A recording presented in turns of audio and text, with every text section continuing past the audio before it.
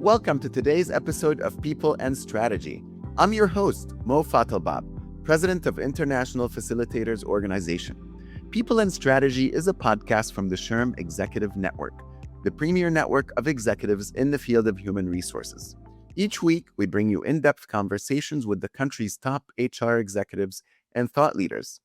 For today's conversation, I'm excited to be joined by Shawnee Delaney, founder and CEO of Vaillance Group, a consulting firm specializing in human risk management.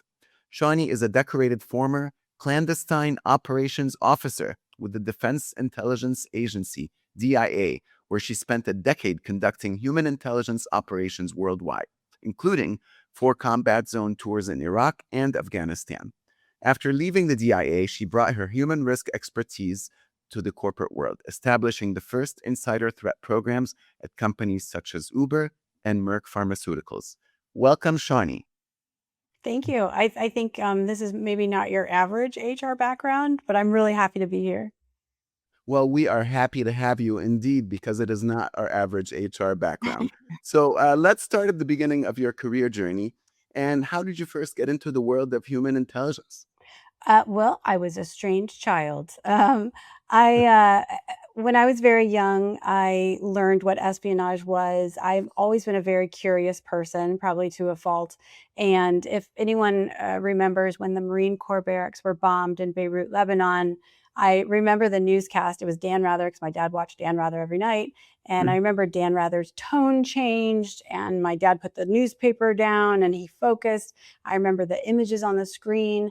And there was just something about that news story that piqued my curious little brain. And I wanted to know why. Why do people, what is terrorism? I was too young. But so anyway, I doggedly pursued it. I got a master's in counterterrorism, counterproliferation. I did everything I could to be marketable, to get into intelligence. And ultimately, I just wore them down. I love it. I love it. So really, it made an impression on you from a very, very early age, and you knew this is what I want to pursue. That is fascinating. Yeah. And I will tell you that, I'm the kind of person where every job I had, be it a bartender, I wasn't a bartender. I worked behind a bar, but I didn't mix drinks. Working at the Gap, I worked at Disneyland. I did all kinds of random things. And every job I had, I used the skills that I learned there to be a better case officer. I love that. I had a little retail background, and my friend, who was an incredible dentist, he says that's where he learned everything about dealing with his customers. So one thing leads to another. Yes, absolutely. It's all people. We're all talking about people. That's right. That's right. And I'm very curious to how we see how HR and terrorism are connected. We're going to get there. Oh, I can link it. I know you do. I know you do, because you wrote an article, and I did read it in the winter 2026 issue of the SHRM People and Strategy Journal, where you mentioned that while working at the Defense Intelligence Agency, you were asked to recruit a terrorist. Can you please tell us about that experience, and what characteristics were you able to tap into to recruit that person? Yeah. So I worked with a number of people we would classify as terrorists. There was one in particular who was very high ranking for a time in Al Qaeda, and knew Osama bin Laden, and was just kind of a tough nut to crack. When you are trying to recruit assets, when someone's a source and you want to task them and you want to do different things with them to get intelligence, there are certain boxes you have to check. And with him, I couldn't get him to accept money. I would meet with him for 9 hours a day, and I was trying to figure out why. I'm the antithesis of everything Al Qaeda believes in. Why would he meet with me? And I spent months just kind of trying to get into his head and building rapport with him, who, again, you would think we'd have nothing in common. And it was really very interesting, because that experience taught me so much about what I do today and what do I apply today when I'm helping organizations. And I think what was interesting is the characteristics, like you mentioned, that I used to recruit him specifically was a sense of family. Hmm. We all have families, Hmm. whether we have kids or not. We've got parents, we've got siblings, we have extended family. And tapping into his motivation of the family, both from parental figures and children, a sense of education. He was a highly educated person. And I realized he probably values education. And so when I finally was able to get him to take money, it was tapping into those. Every time I met with him, I gave him a big wad of money in an envelope, and he would always push it back and thank me and not take it. And when I had that kind of epiphany about the education and the family, I before I stopped him before he pushed it back, and I said, "This money's not for you. I actually, after this meeting, I want you to go down to the local bank and I want you to deposit this money. And every time we meet, I'm going to give you money for your kids' college education." Huh. And he took the money. And it Mm. was that was just a really pivotal moment where I realized we are all very different people around the world, but we are also all human. So, Shawnee, so for our audience, and many of whom are concerned with preventing threats in the workplace, what are common characteristics for someone who could potentially be an insider threat, and what are the early warning signs? Yeah, so there's no single characteristic that makes someone an insider threat. If you were trying to profile in demographics or personality or personal background, it's ineffective and it's legally dangerous, as I'm sure your listeners are aware. What you need to be looking for truly is a change in pattern of behavior. You're looking for a behavioral change over time, Mm. a departure from someone's baseline. All right. So when you see these things, and it could be one thing, it could be 10 things, the trick is to, in my opinion, educate the workforce that because HR doesn't see everybody every day. It's just a fact. People think you do, you don't, but their colleagues do. Maybe their manager does, usually not. But to educate people that when they see that deviation from the baseline, that they need to report. Because in today's world, if someone is suffering from financial stress or personal stress, they're going through a horrible time in their life, they could be incentivized, they could be under duress or coercion. We don't know, and you can't judge a book by its cover. That could be your top performing employee. They've been there for 25 years. They would never do anything wrong, but you don't know what's going on behind closed doors. So when you detect that deviation, empowering people to report concerns is really, really super important. So somebody has had a change in their patterns, and something's going on. What does HR do to react? Yeah. For me, gold standard, blue sky would be if HR had a really strong relationship with the security team Mm. and they could work in partnership, or the insider risk team, insider threat team. Hopefully you have a team like that. If you don't, call me. But I think it's really important because HR should understand kind of the behavioral patterns. They can see that person was on a PIP at some point. They can see the things that the security team doesn't see, but the security team is doing that investigation and the digital forensic investigation, and working in partnership, you can actually triage and you can intervene. When you think about mental health challenges, for example, again, you can't judge a book by its cover. So if you enable your employees to report, and then HR working in partnership with security, the relevant security teams can triage that and determine, is there a risk? Do a risk assessment. Is there a true risk? Is it physical harm? Is it self-harm? Is it, harm to theft of IP or trade secrets? They can then intervene. They can offer EAP support. They can offer time off. They can do things to keep it left of boom, as we say, before the person does the bad thing. So, in your journal article, you note that HR is often the first line of defense for insider threats because HR sees the human timeline. What does effective onboarding look like from a workplace safety and human risk perspective? Yeah, this is an important question, actually, because it's not just onboarding. I want you to look backwards, actually. Start Um, with how you're advertising the job. If you are not advertising that job accurately, you're going to already have someone who's a potential malicious insider when they start the job and realize they can't have their phone at their desk. I didn't know that, right? You're mm, going to have disgruntlement and that's going to snowball. So start with honest job descriptions and advertisement. With interviewing, when you're interviewing people, even before you hire them and onboard them, AI can make anyone sound brilliant. I can know exactly what your cultural values are. I can know all the things you're going to ask me. I can even rehearse with AI. I can put a deep fake on my face and AI can do the interview for me. So, what you really need to do is you need to elicit if they are a good culture fit. Don't say, what are our cultural values and do you align? You need to ask creative questions that figure out if they are culturally aligned to your organization, and vice versa. It needs to go both ways. Because again, if you hire someone, they look great on paper and they've interviewed perfectly, well, then they get on board and they realize, I don't like this culture at all. And then they're disgruntled. And then with onboarding itself, this is a really critical time because this is when you're kind of ingraining those cultural values through actions, not just words, training, critical time. Some of you probably are familiar with this, but Fast Company did some research and they found that I think it was 48% of employees who had a bad onboarding experience said that they wanted to leave within 6 months.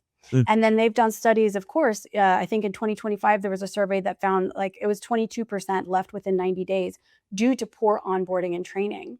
And most new hires leave after poor onboarding. And it's because they're misaligned with the job that was described or the job that was experienced. There's like a weak connection to that team or the company culture.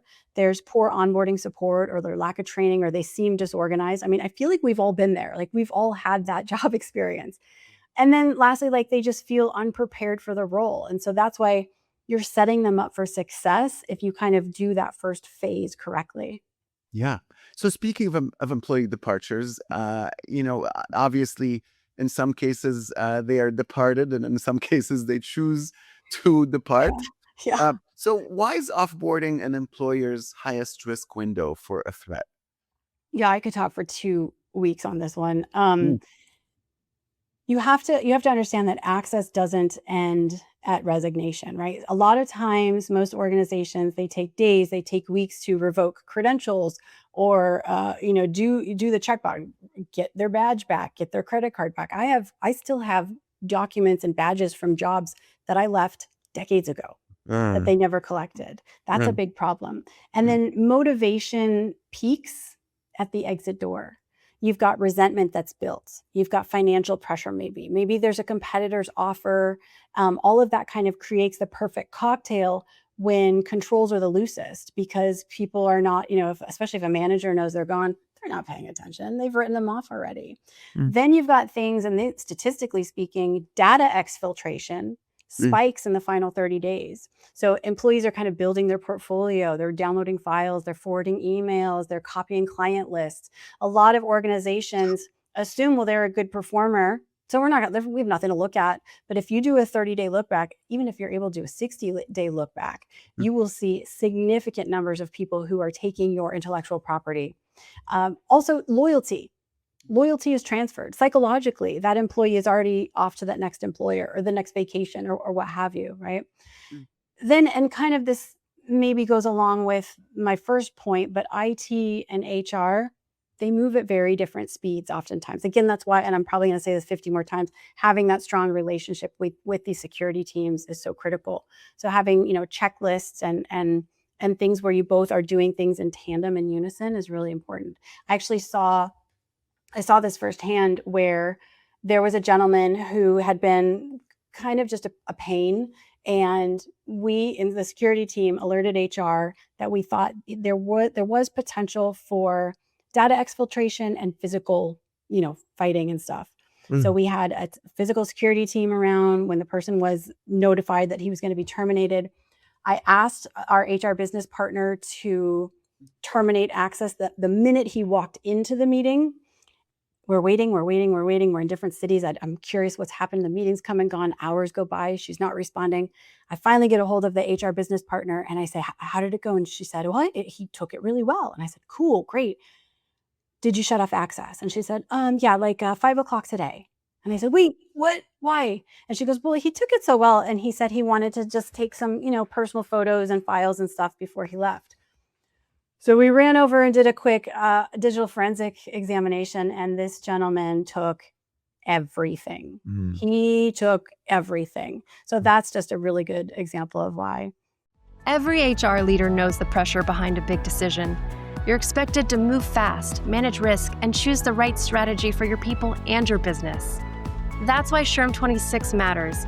It brings together the insights you need to make smarter decisions on compliance, AI, talent strategy, leadership, and more. You get practical guidance that you can apply right away. But time is running out. This June 16th through June 19th, invest once and deliver value all year long. And as a loyal SHRM podcast listener, you get 15% off SHRM 26 registration when you use promo code podcast15. Register now at shrm.org/SHRM26 and turn conference time into smarter decision-making for your team. Want more insights from top industry leaders? The spring issue of the People and Strategy Journal is here, and the theme is culture and community. Discover how HR leaders are turning connection into measurable business impact. From a feature on the power of peers, written by today's podcast host Mo Fathelbob, to a Q&A with former Surgeon General Vivek Murthy on the loneliness crisis at work. The journal is exclusively for SHRM Executive Network members. Read it now. So for our HR audience listening today, what two things would you advise them to do to protect their workplace? I would say maybe first start with a baseline so that if there's deviation, it means something. Mm. You can't detect a threat that you've never defined as normal to start with.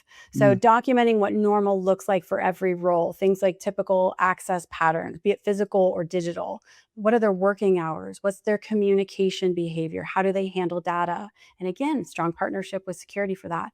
And then make things like behavioral observations really part of a manager's like one-on-one touch points. Don't make it kind of those informal gut checks that managers like, well, it seems weird. You want to make it a conversation.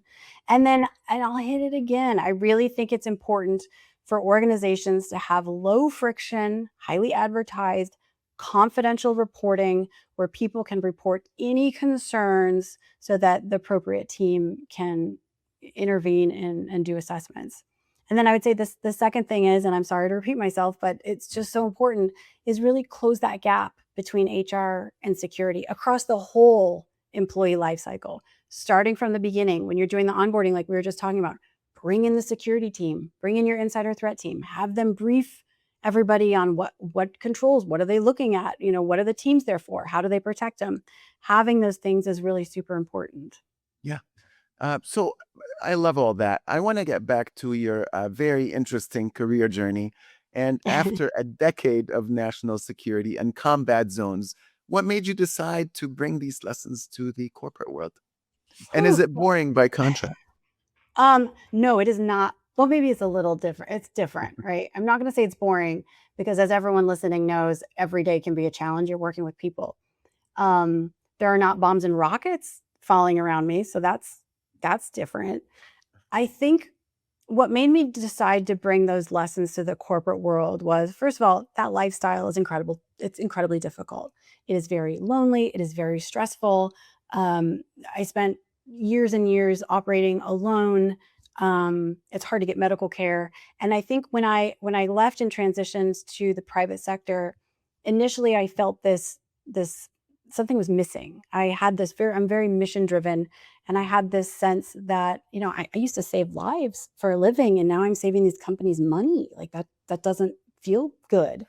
And so when I started my company 7 years ago, what I realized is that I have that sense of mission again. These threat actors, social engineers and fraudsters and organized criminal groups and nation states, they're using the same techniques and tactics that I used to use when I was recruiting assets, but they're using them for bad. And so if I can help educate our workforce nationally, internationally, it does give me a sense of mission and purpose again that I am contributing to national security.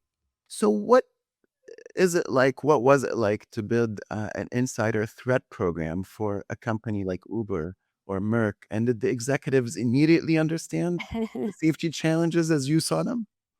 So I won't talk about them specifically, but I will say what's interesting just with those two, and I've built programs for many different entities now through my company, every line of business you can think of. What's interesting to me is it is more unusual for leadership and C-suite to understand insider threat or human risk and to support it. What I tend to see is that they think it's not going to happen to them. Our people wouldn't do that. When you're looking at companies like Uber and Merck, look what they do. Merck is a research and development heavy organization. They're trying to save lives. Uber is a tech company.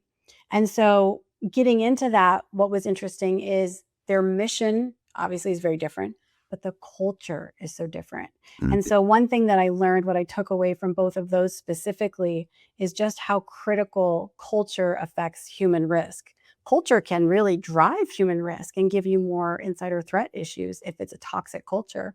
I've worked in many of them. I'm sure people listening have worked in many toxic cultures too. And you can see it, when you've got that narcissist boss or that person that doesn't contribute and takes all the credit, or all these different things. Actually, posted on LinkedIn today about micro stressors and how things like micro stressors affect culture and affect insider threat. So those two organizations were really advantageous to me and my learning process, just in seeing the differences in culture, and how do you build a program like this for people who, in the tech company, everyone wants access to everything, and then in the research and development space, they all know they're smarter than you. So how do you tell them what they're doing is wrong? Yeah. So I'm also reminded by the unfortunate situation with the United Healthcare CEO, and I'm just wondering if that enters your domain, so to speak, as it relates to corporate security. Yeah, so we don't focus specifically on the physical security side, Mm. but when you look at human risk, there are just so many layers to that. Like, one thing I brief executives often, and one thing that I brief them on, is that their inner circle actually makes them a target and can make them a target, be it from a social engineer or from a spy, from a malicious actor, from a competitor. If I wanted to target you, Mo, and Mm. you're the CEO of a company, and I can't quite get to you, well, your wife might be easy to get to, or your secretary, your admin might be easy to get to. And so I think what people need to recognize is that their online presence, their social media presence, their public presence, that's not the only thing that makes them vulnerable. That inner circle also makes them more vulnerable, because that circle is also or I say less likely to be trained and aware that they could be a vector to get to you. Yeah, makes sense. So, when you were doing intelligence work overseas, what did you learn about human behavior and motivation that still shapes the way you think about organizations and leadership today? I, I would say, here's something probably people don't want to hear. I've got a couple of these popping in my head. First is, everyone is vulnerable at some time in their life. Everyone is recruitable under the right conditions. I often say, we've all hit our personal rock bottom. If you haven't, it's coming for sure. I'm sorry to tell you. But it's when we're at our lowest point, for whatever reason that is, that's when you are vulnerable. That's when, organizations, they believe their people are immune to the things that are going to get them. Also, I would say loyalty, it's situational. It's not permanent. In the Mm. field, you never assumed that loyalty held. We maintain that relationship, but we watch for drift. That's why we have counterintelligence reviews and investigations. Another one is grievance. Grievance is the most reliable motivator that I've ever encountered, even above money, above Mm. financial.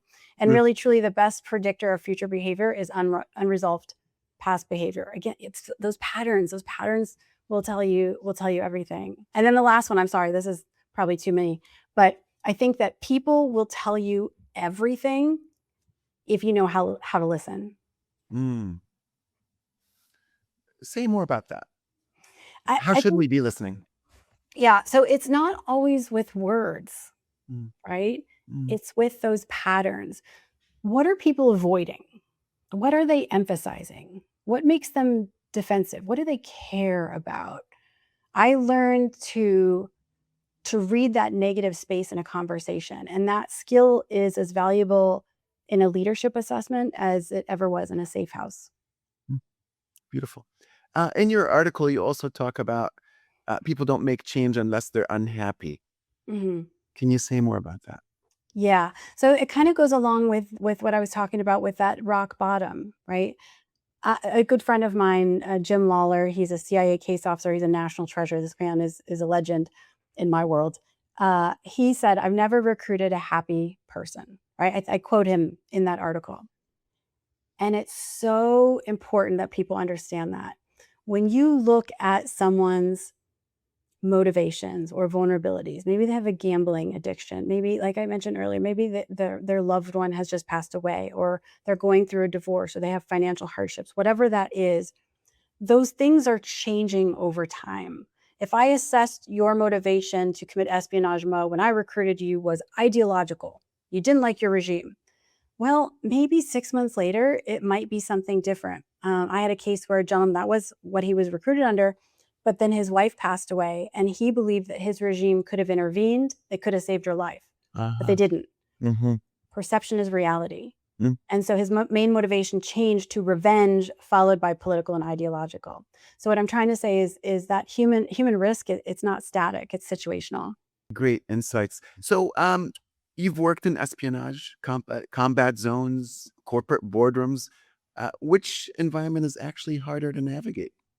Ha, parenting. Parenting. I'm kidding, but I'm not kidding.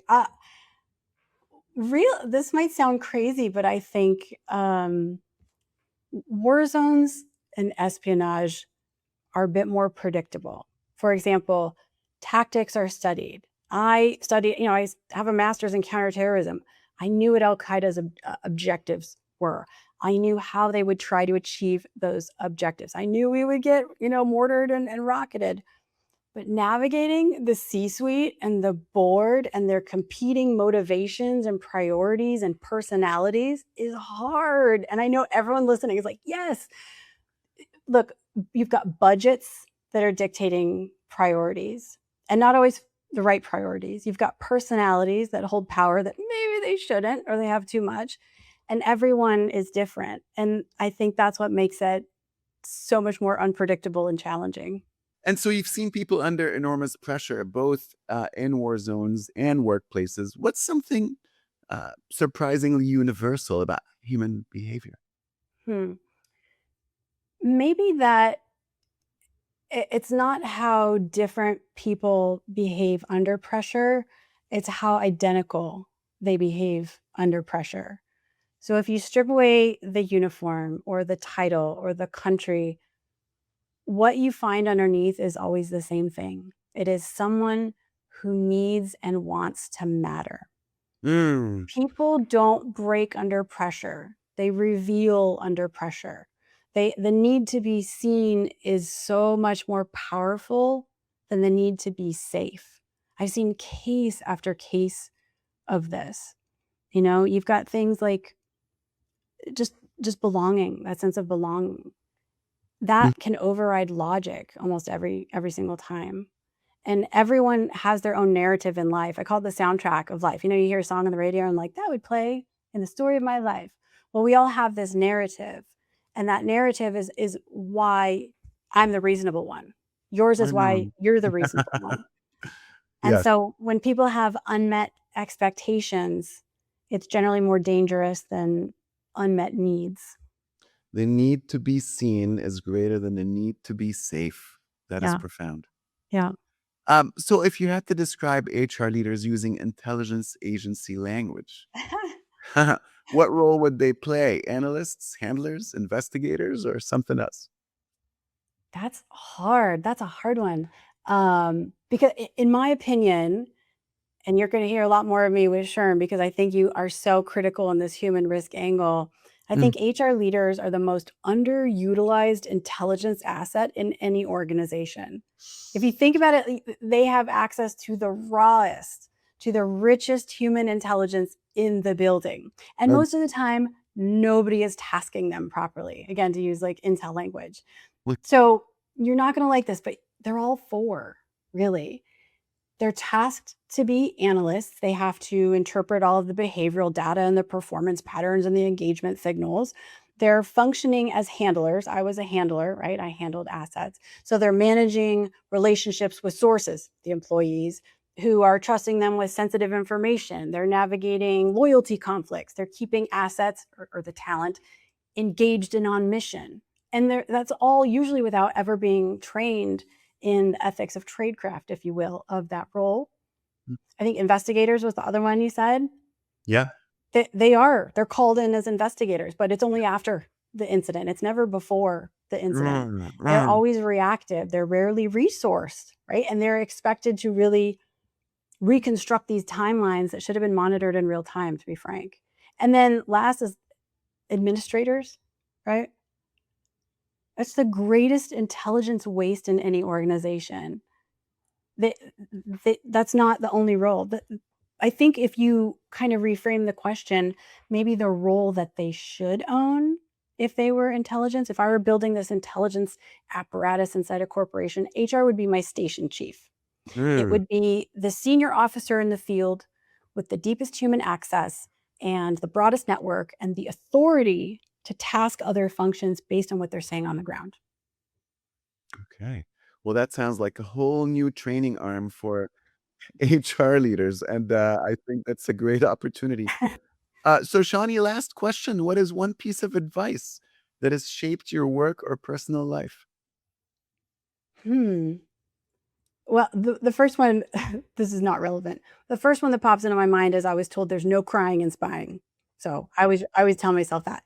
Probably, seriously, probably the most dangerous assumption that you can make about a person is that you already understand their motivation. Ooh. That I think the moment that you decide that you know why someone is doing what they're doing, you stop watching. You stop asking, you stop listening, you stop updating your assessment. And that's when they're going to surprise you. I love that. And that's where we'll end it for this episode of People and Strategy. A huge thanks to Shawnee for your valuable insights. Thank you. Thank you for having me, and stay safe out there, everyone.